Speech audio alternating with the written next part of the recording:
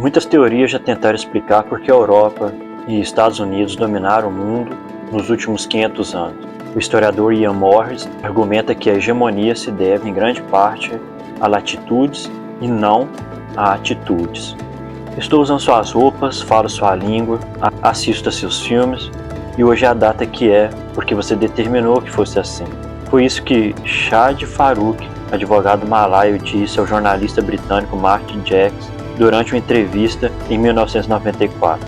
E ele estava certo. Por 200 anos, um punhado de nações situadas às margens do Atlântico Norte, o Ocidente, como normalmente o chamamos, dominou o mundo de uma forma sem paralelo na história. A maioria das pessoas em algum momento já se perguntou por que o Ocidente controla o planeta. Há teorias a perder de vista. Alguns dizem que os ocidentais são biologicamente superiores aos demais povos. Outros que a cultura dessa parte do mundo tem um dinamismo único. E há quem defenda que esses países tiveram líderes melhores ou que a política democrática e o cristianismo os puseram em vantagem em relação ao resto do globo. Certos intelectuais acreditam que o domínio ocidental é um fato consumado desde os tempos imemoriais. Outros que se trata de um fenômeno recente. E agora que muita gente espera que o crescimento econômico de 2 dígitos da China tire o mundo da recessão, alguns historiadores estão até sugerindo que a supremacia ocidental não passa de um acidente de percurso, uma breve interrupção de uma ordem mundial mais antiga. Quando os especialistas discordam tão profundamente, isso em geral significa que precisamos de novas perspectivas para analisar um problema. A maioria daqueles que se pronunciam sobre o domínio ocidental tende a se concentrar em períodos recentes e fazer afirmações genéricas sobre o passado. Entanto, para descobrir por que o punhado de países conquistou uma posição hegemônica em relação ao resto do mundo, é preciso fazer o caminho inverso, levantar questões sobre o passado e ver onde elas nos levam. Explicar porque o Ocidente dominou o planeta requer uma história diferente da tradicional, que se afasta dos detalhes para enxergar padrões mais amplos, repetidos exaustivamente ao longo de milênios numa escala global. Quando fazemos isso, a primeira coisa que vemos é a unidade biológica da humanidade, o que derruba completamente as teorias racistas acerca da supremacia ocidental. Nossa espécie, o Homo sapiens, se desenvolveu na África entre 200 mil anos e 70 mil anos atrás, e se espalhou pelo mundo nos últimos 60 mil anos. Há 30 mil anos aproximadamente, versões mais antigas da humanidade, como os neandertais, foram extintas e por volta de 10 mil anos atrás, o único gênero humano, nós, havia colonizado quase todas as regiões do globo. Essa dispersão permitiu que os genes humanos se diferenciassem mais uma vez.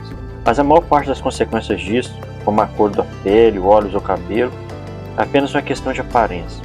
As mutações profundas, de fato, como o formato da cabeça ou tolerância à lactose, têm pouca ligação evidente com a supremacia do Ocidente. Uma resposta adequada a essa questão, portanto, deve partir do fato de que não importa para onde vamos, leste, oeste, norte ou sul, as pessoas são todas basicamente iguais.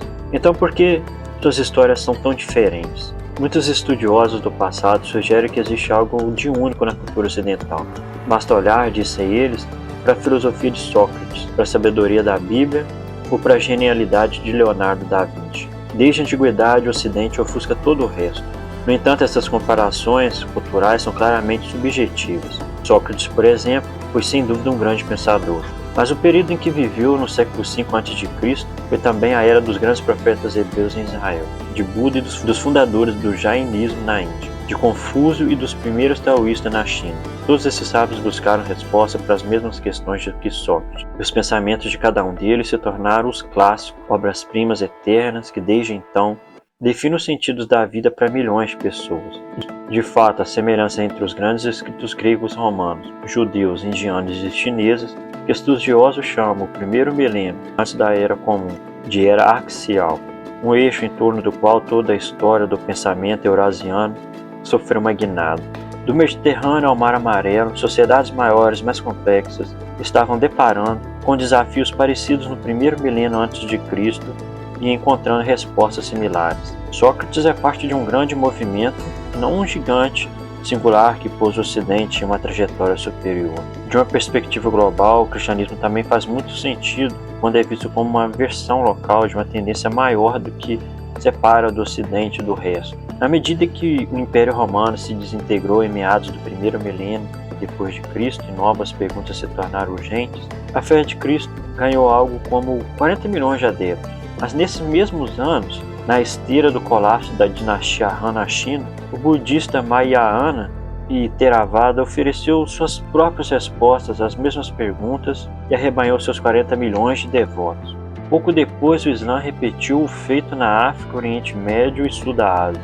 Mesmo homens extraordinários da Renascença como Leonardo e Michelangelo são mais bem vistos como a versão europeia de um novo tipo de intelectual que se tornou necessário à medida que a sociedade saiu da Idade Média. A China havia produzido seus próprios homens de renascimento, cerca de 400 anos antes da Europa. Chen Hua, por exemplo, publicou obras pioneiras sobre agricultura, arqueologia, cartografia, mudanças climáticas, literatura, filosofia, etnografia, geologia, matemática, medicina, metalurgia, meteorologia, música, pintura e zoologia. Até Leonardo ficar impressionado. Cada vez mais os triunfos da cultura ocidental mostram como versões locais de tendências mais amplas, não como focos de luz isolados dentro de escuridão generalizada. Na maior parte da sua existência, os humanos viveram em bandos pequenos, igualitários de caçadores-coletores. Depois do fim da Era do Gelo, determinados grupos fixaram-se em vilarejos onde domesticaram plantas e animais. Alguns desses assentamentos transformaram-se em cidades, com elites no comando. Certas cidades tornaram-se estados,